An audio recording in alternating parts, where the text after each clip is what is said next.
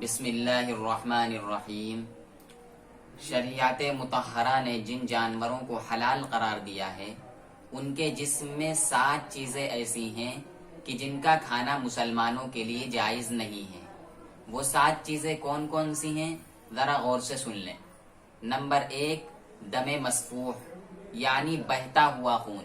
جیسے ہی جانور کو ذبح کرتے ہیں اور ان کی رگوں سے جو خون جاری ہوتا ہے اس کو دم مسفوح بولتے ہیں۔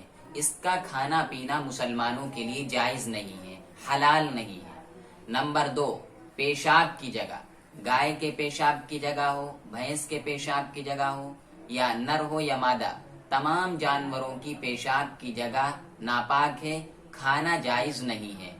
نمبر 3، خصیہ جس کو کپورے بولتے ہیں یا پوتے بھی بولتے ہیں، اس کا کھانا بھی مسلمانوں کے لیے جائز نہیں ہے۔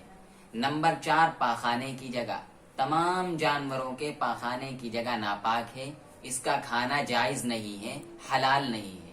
نمبر 5، غدود سخت گوشت کو بولتے ہیں، اور یہ تمام جانوروں میں نہیں ہوتا ہے بلکہ بعض جانوروں میں بیماری کی وجہ سے ایسا ہو جاتا ہے، جس کا کھانا بھی مسلمانوں کے لیے جائز نہیں ہے۔